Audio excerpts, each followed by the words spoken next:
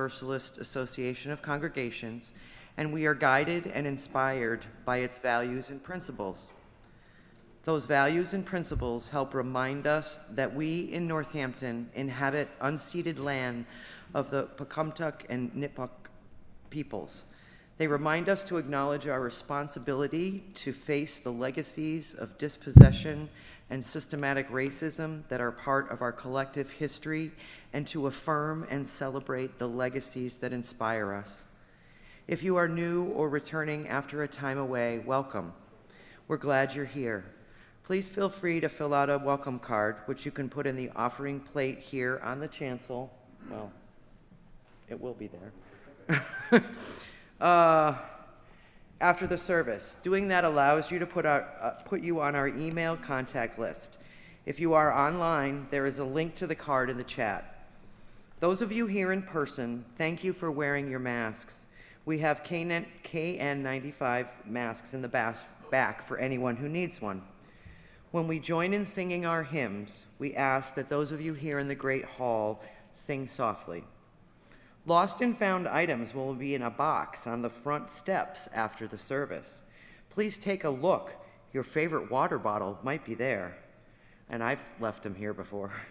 And then please join us in activities, conversation, and fun, and a popsicle on the front lawn.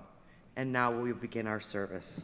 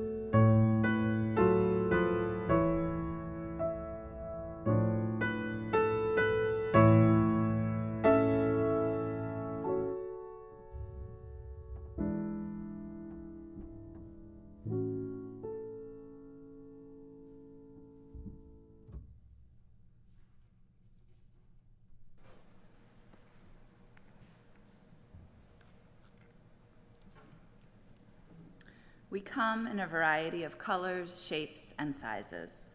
Some of us grow in bunches. Some of us grow alone. Some of us are cupped inward, and some of us spread ourselves out wide.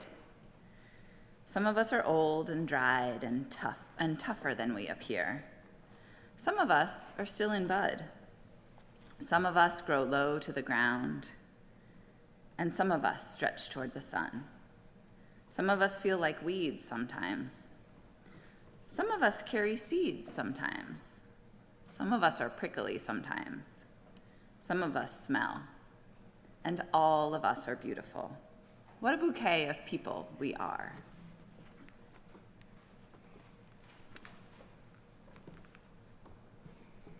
Please rise now in body or spirit and join in saying the words to accompany lighting our chalice. We light our chalice as a beacon of hope, a sign of our search for truth and meaning. We light our chalice as a beacon of love in celebration of the life we share together.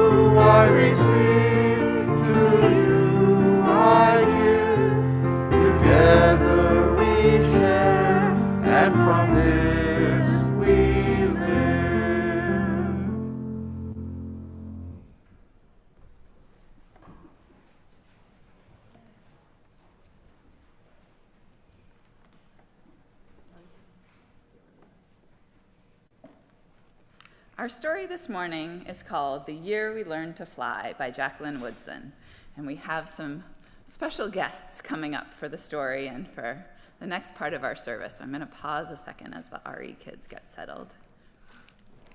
This book is by one of my favorite picture book authors, and I think Janet's as well. And I hope it will be inspiring to you today.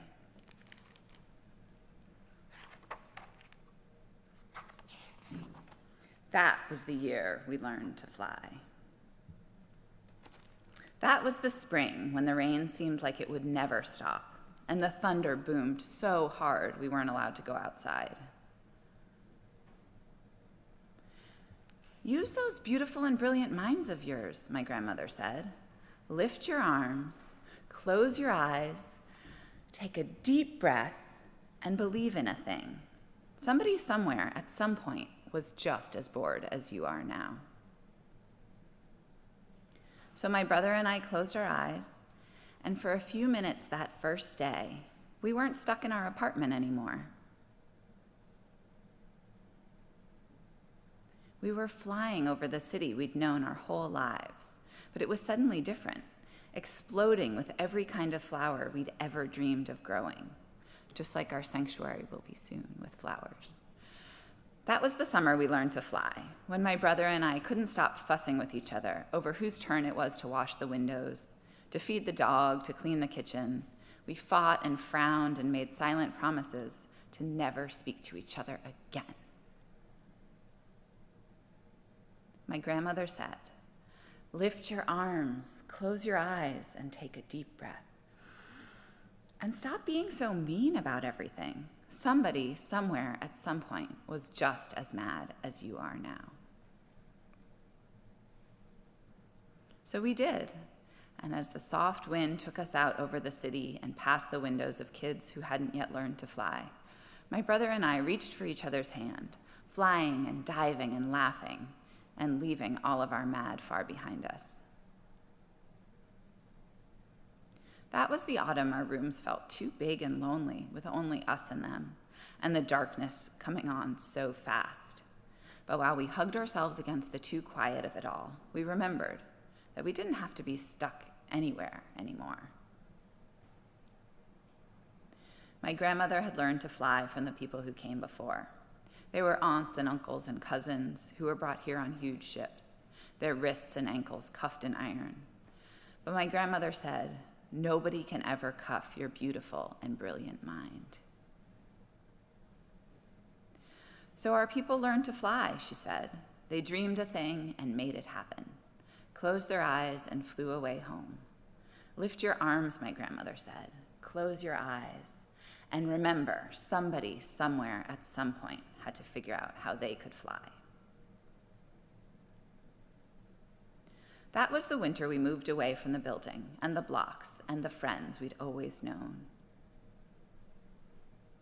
To a street where the kids looked at us funny and didn't even answer when we asked them if they wanted to play. It's okay, I said to my brother.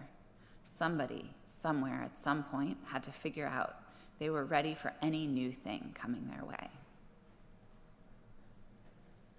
So, like the people who came before us, we lifted our arms even higher, closed our eyes even tighter, breathed in even deeper, and flew the way we'd always known how to, free as the aunties and uncles and cousins who'd come before us, free as our own beautiful and brilliant minds. For a long time, the kids on the ground watched us. Then, one by one, they lifted their arms. One by one, they learned to fly too.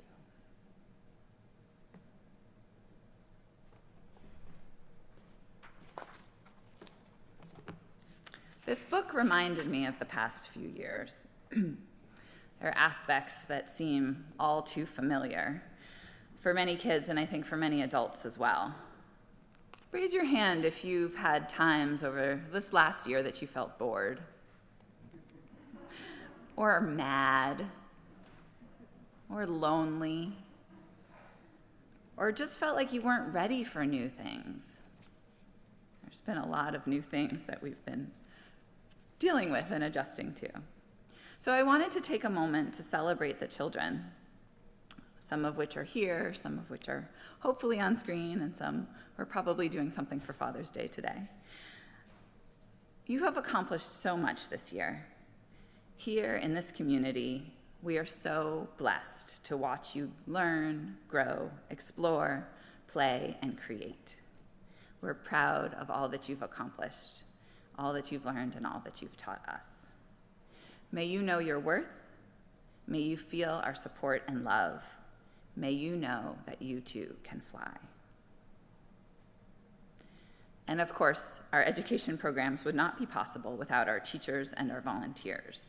So I wanted to take a moment to thank you all, some of you again who are here, online, at home. It's really awesome what the volunteers and teachers commit to in helping to guide our religious education program and inspire the youth. And for providing wings for so many of us to be able to fly.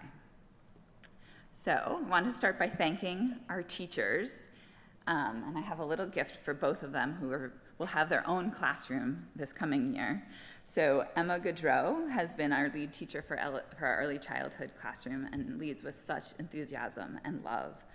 And Ruby Koulis, who's been here for several years with our junior youth and worked with the younger kids this year, has been such an inspiration and just such a creative teacher in our program. So we have a little gift for you too.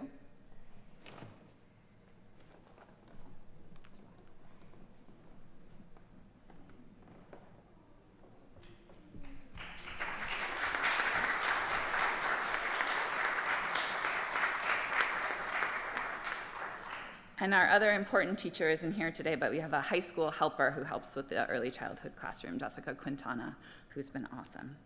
Our volunteers have been Harriet Diamond and Julie Cardinal, and we're so grateful to them.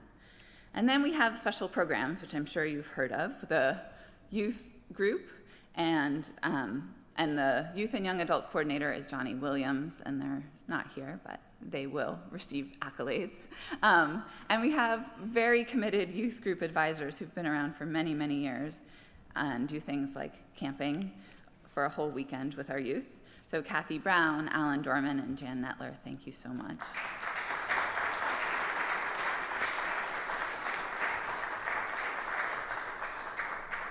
And as many of you saw last week, our coming of age group was led by wonderful teachers, Booker Bush, Peg Johnson, and David Juneau.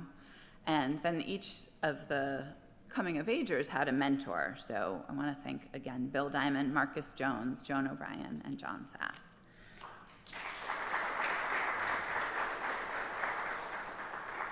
And I think many of you are familiar with our Whole Lives program, our sexuality education program. And this year we offered our middle school class and our 5th and 6th grade class, which, as you can maybe imagine, is a lot for the teachers. And they did a wonderful job. So thank you so much to Stephanie Baird, Julie Chandler, Abby Chodoff, Patty Cowden, Naomi Clayman, Kate Crookmeyer, Steve O'Day, and John Sass.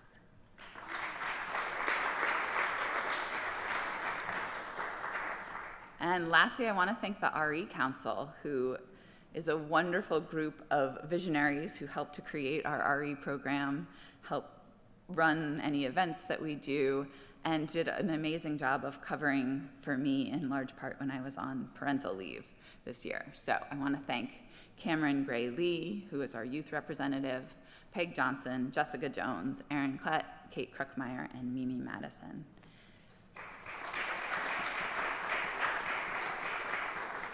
And I do have thank you gifts for all of you, and I'll give them to you at the end of the service, just to streamline things. So thank you all, and thank you for those of you who are just part of our community and help to be part of everyone's lives.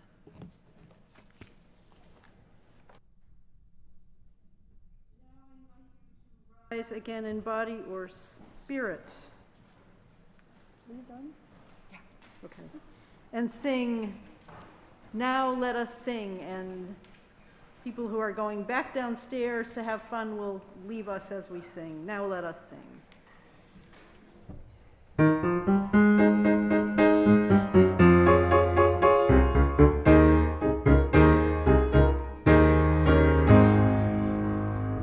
Now let us sing, sing, sing, sing. Now let us sing, sing, sing, sing. Lift up your voice, be not afraid. Now let us sing to the power of the faith within. Now let us sing, sing, sing, sing. Now let us sing, sing, sing, sing. Lift up your voice, be not afraid. Now let us sing to the power of the hope within. Now let us sing, sing, sing, sing. Now let us sing, sing, sing, sing. Lift up your voice, be not afraid. Now let us sing to the power of the love within. Now let us sing, Sing to the power of the sing, joy sing. within. Now let us sing, Sing to the power of the sing, joy sing. within. Lift up your voice, be not afraid. Now let us sing to the power of the joy within.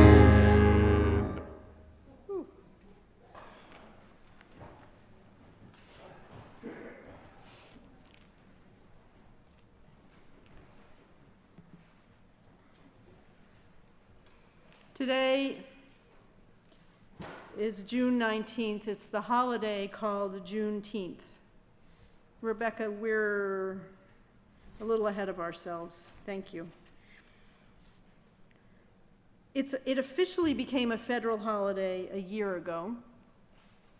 And although Juneteenth may be fairly new or brand new to many of us, it's actually almost 160 years old.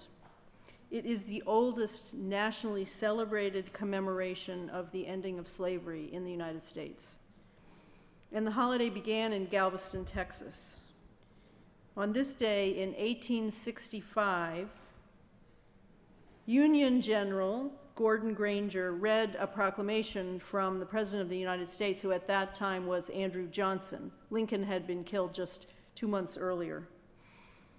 Slavery had actually also been made illegal several months before, but it took two months for the news to travel to Texas.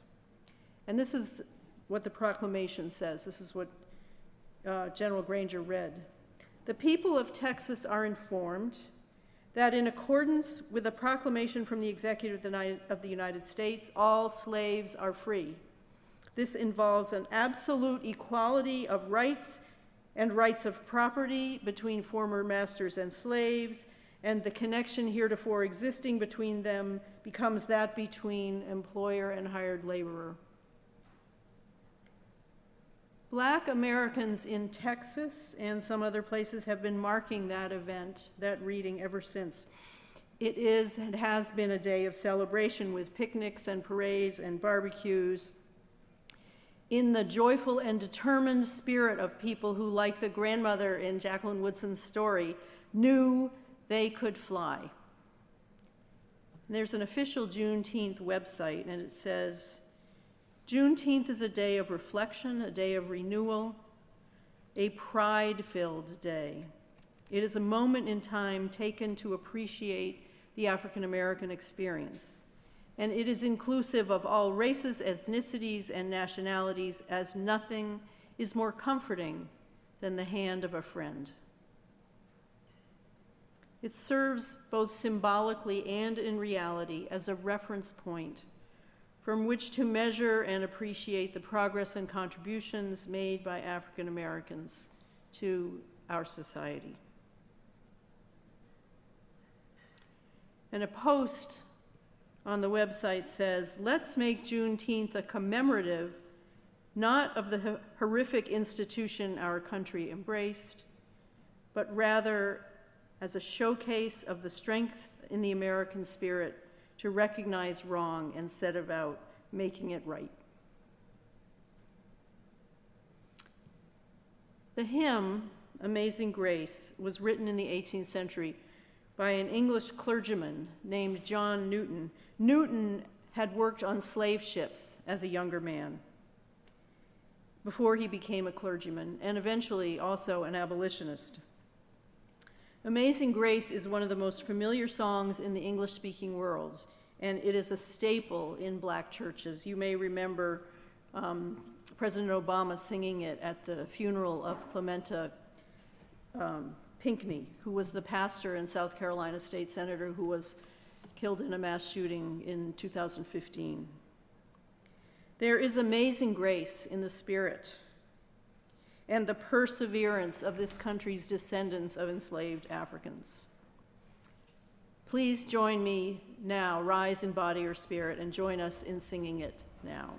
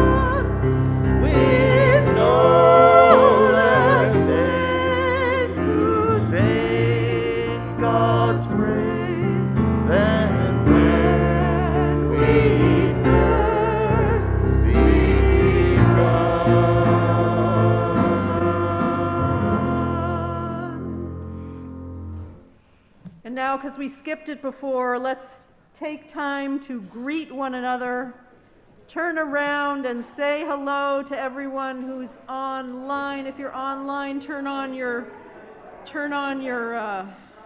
videos so that we can say hello to you. Hello, everyone online. Turn around and say hello to someone in the pews as well. Hey, Alan. Hope you're feeling better. Good to see you all. Janet, Peg, Jane, Jean, and Margot, and Simone, Paula, Wally, Alan, Flora, Amy, Stephen, Teresa, who else is there? Sydney, Peggy, Georgia, Sally, Evelyn, Diane and Craig, Sally. Who else is there that I can see? Gail, Ruth, the Gausteds, John and Gail, Janet again, Peg again. Who else? Linda and Amy, Mimi and Steve, Greg. Hello, Greg, Patty, Lucy B and Kamala, Rich, Carol Gray, Beth and Bill, Ruth, Edith, Cheryl. Woo! Great to have you all. And now Susie has a social justice minute.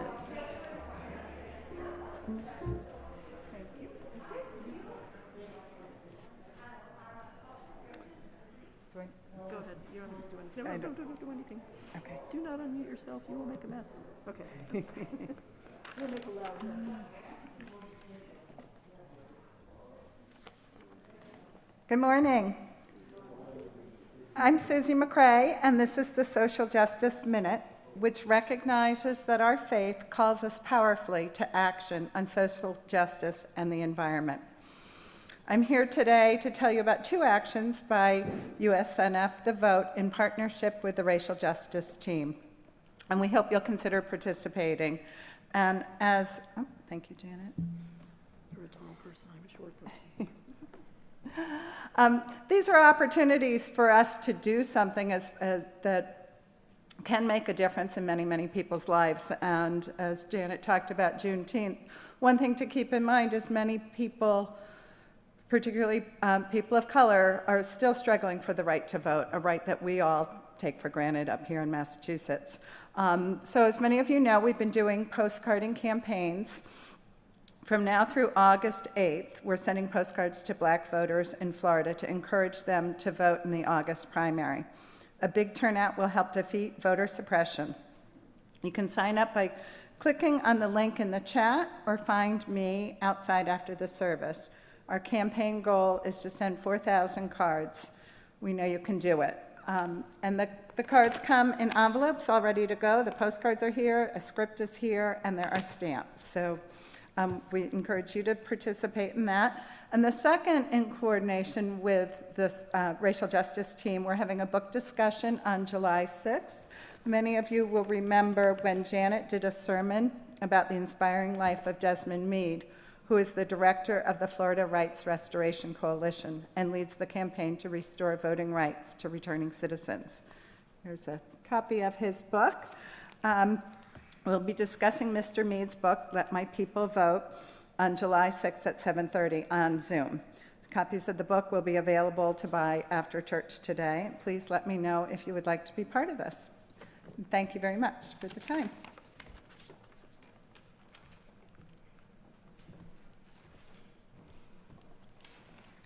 So much that we do and offer to support organizations that matter to us, that reflect our principles and values.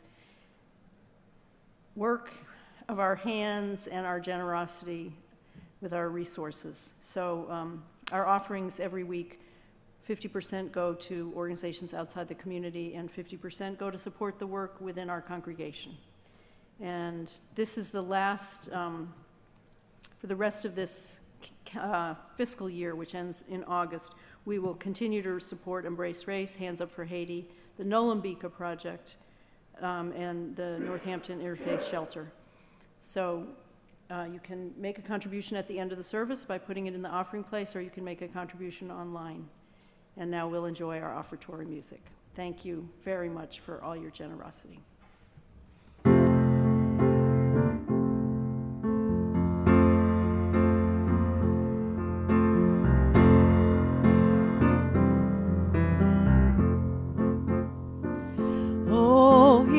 River, send down your waters, send down your waters upon this land. Oh, healing river, send down your waters and wash the blood from off the sand. This land is parching, this land is burning, no seed is growing in the barren ground. Oh, healing river, send down your waters. Oh, healing river, send your waters down.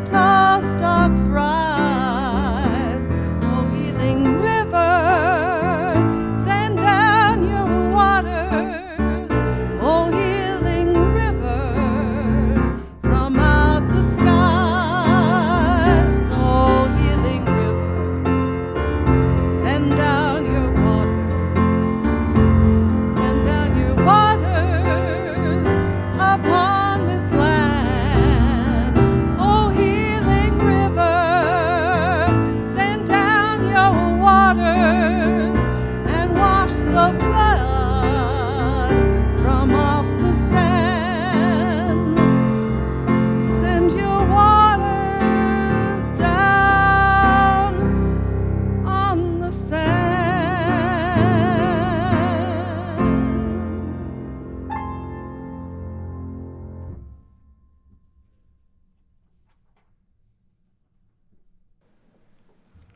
Our meditation this morning is a little different than we usually do, inspired by Jacqueline Woodson's The Year We Learned to Fly. So I invite you to use your body if that's something that you feel comfortable doing. You may need to spread into the aisles if you'd like to. You're welcome to stand, or you're welcome to just sit and be and do this meditation where you are.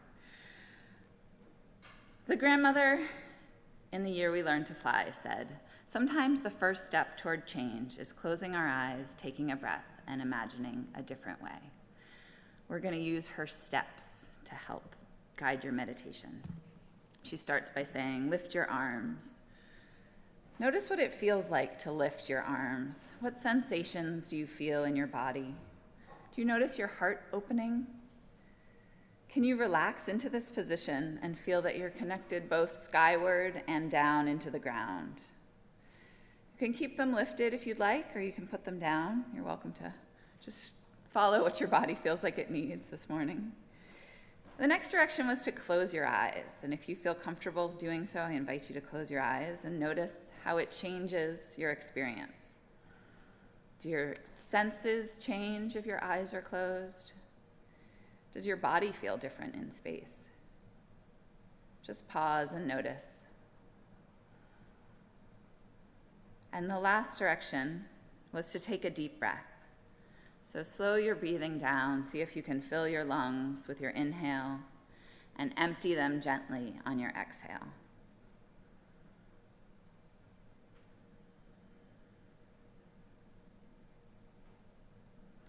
Remember, somebody somewhere at some point had to figure out how they could fly. What challenge have you been dealing with? Can you imagine transcending it?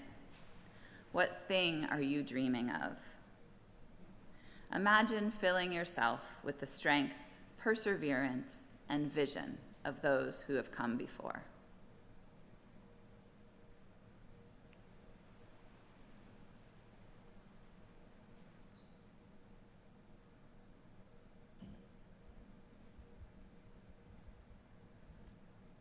When you're ready, you can let your arms fall, let your breathing return to normal, and come back here to this place.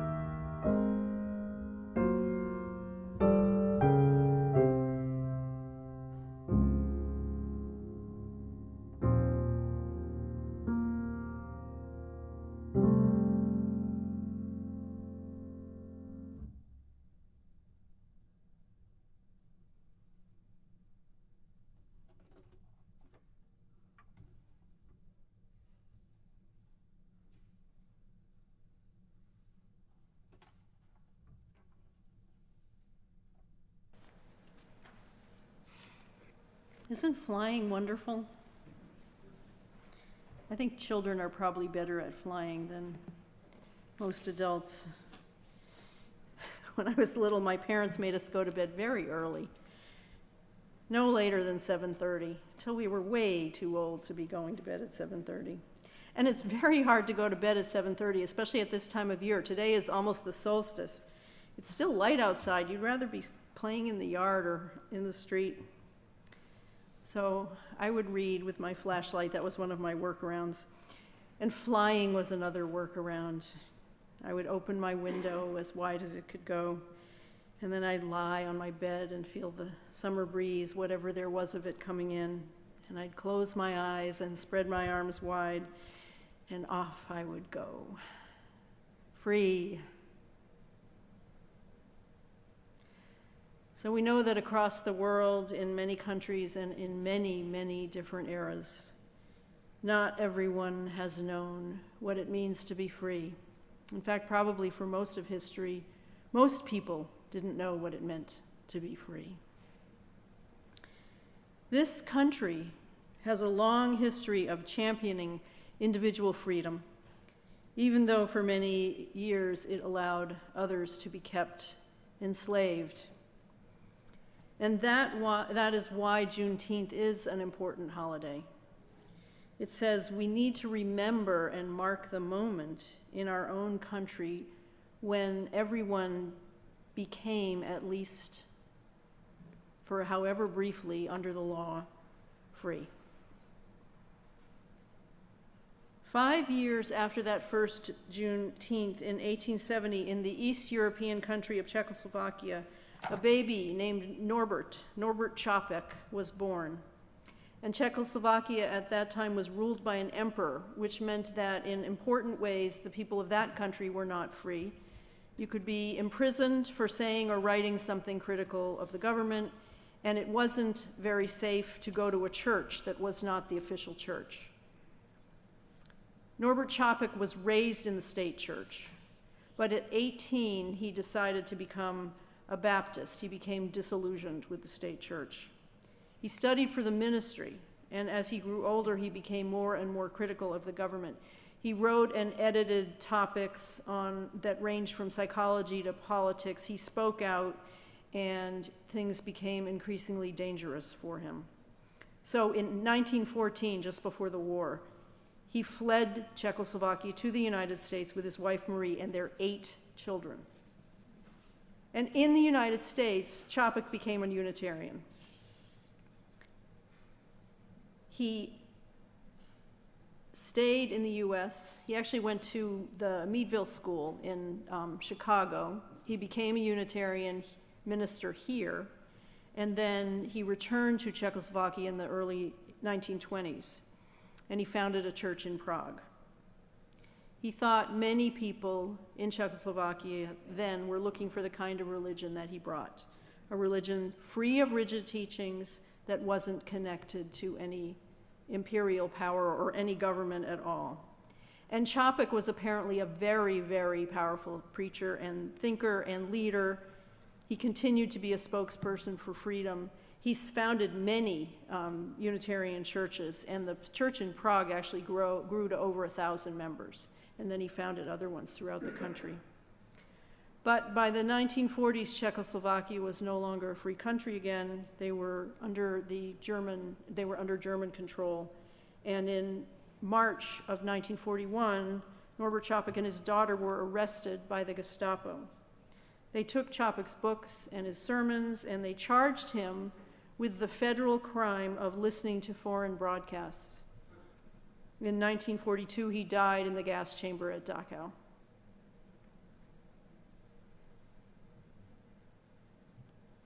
Please join me now in singing hymn number 151, I Wish I Knew How It Would Feel to Be Free.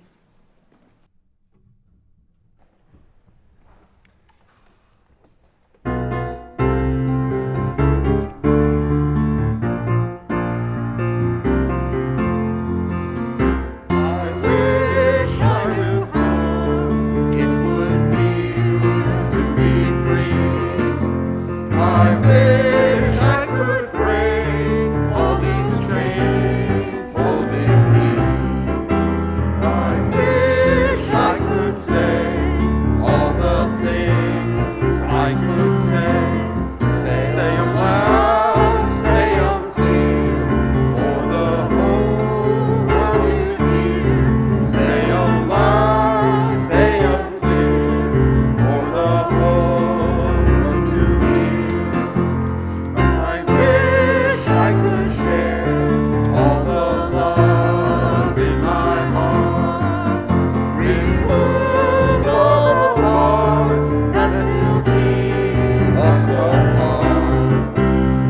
I wish you could know what it means to be me. Then you'd see and agree, everyone should be free. Then you'd see and agree, everyone should be free. I wish I could give all the longing to give. I wish I could live like I'm longing to live. I wish I could do all the things I can do. Though I'm way overdue, I'd be starting anew. Though I'm way and overdue, I'd be starting anew. I wish I could be like a bird in the sky. How sweet it would be if I found I could fly. I'd soar to the sun and look down at the sea. Then I'd sing, 'cause I know how it feels to be free. Then I'd sing, 'cause I know how it feels to be free.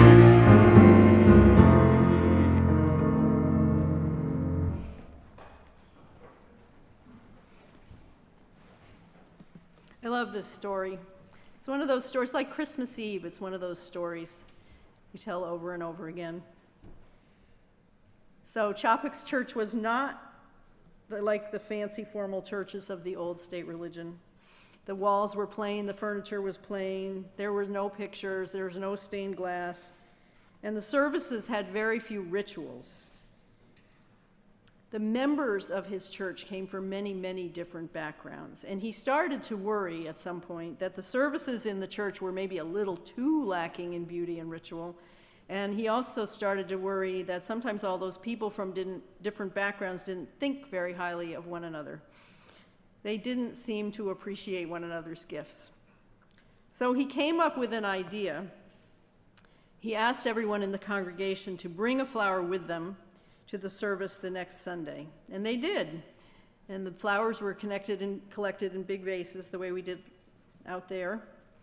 And then Reverend Chopic said a blessing over them.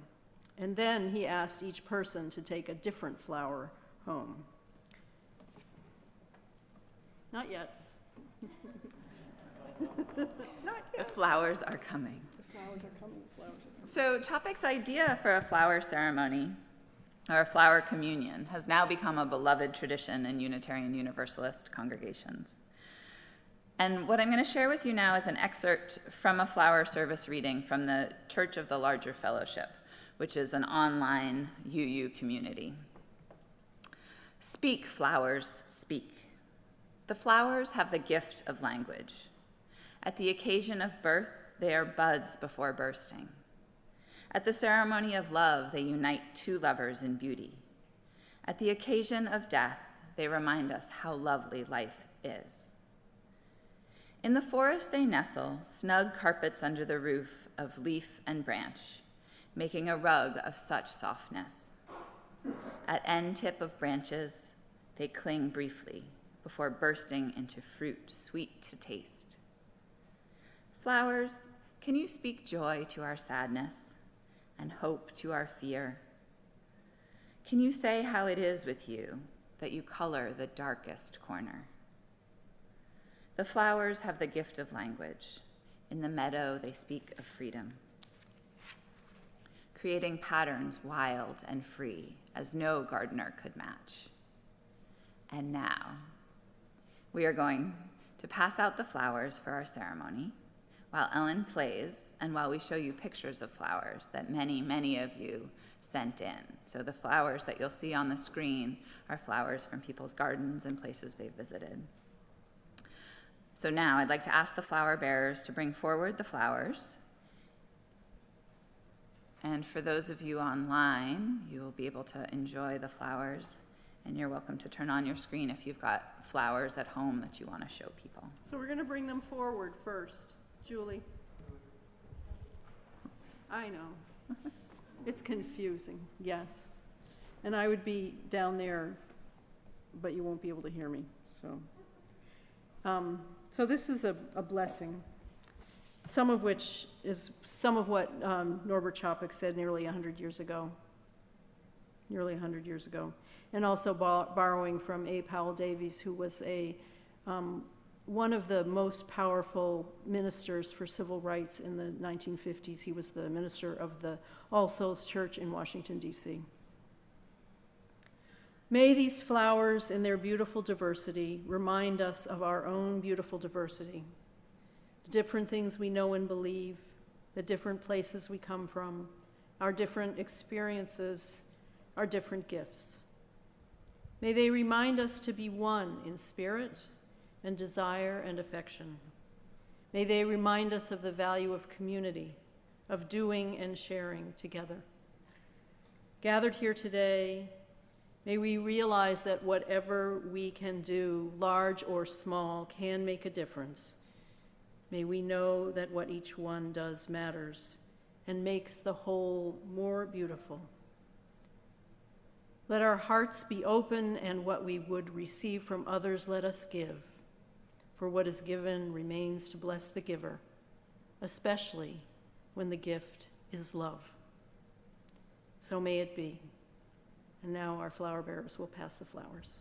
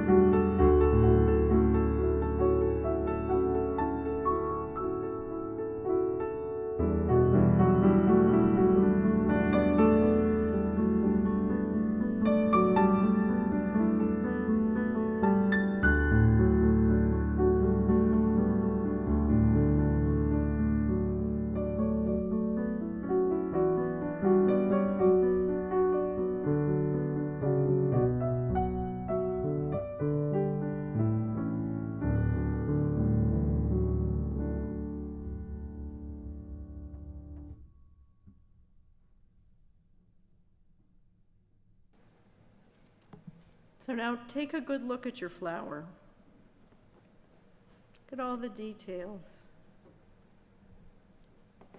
The color, shapes. Does it have a smell? How it feels in your hand. Raise your flower up in front of you, all the way up. Oh, Rebecca, you might want to spotlight the Great Hall. Wave it gently. Look around at all the different flowers,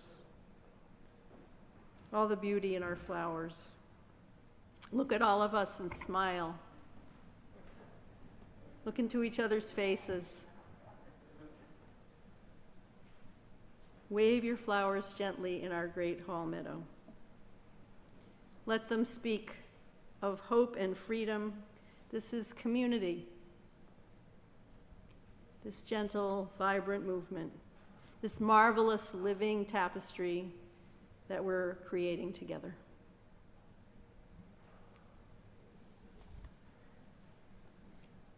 And now please rise again in body or spirit and join in singing Blue Boat Home, number 1064.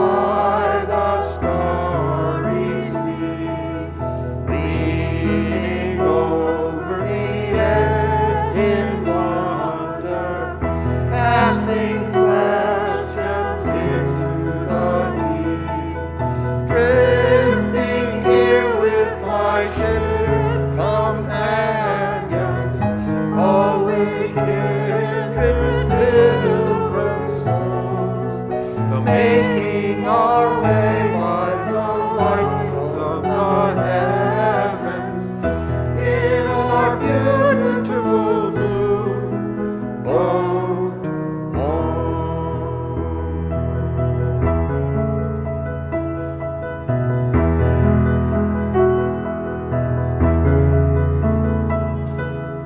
I give thanks to the waves upholding me.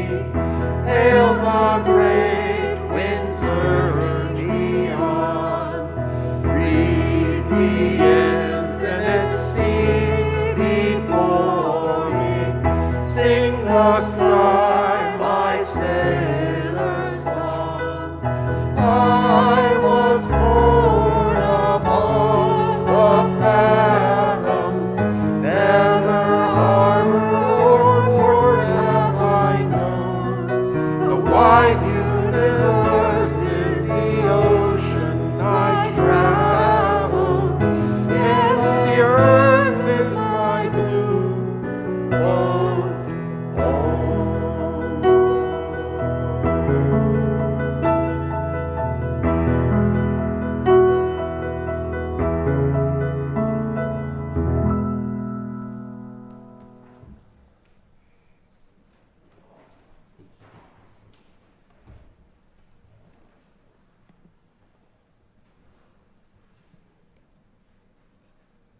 I hope you all have a wonderful summer.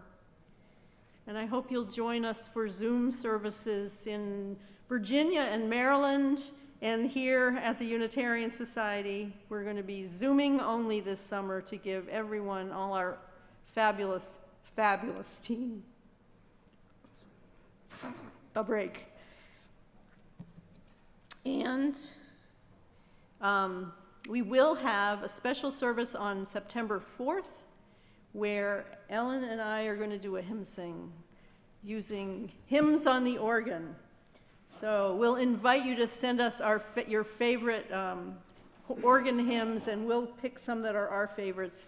And that will be live and in person and online on September 4th to kick off the new year. So those of you who are here,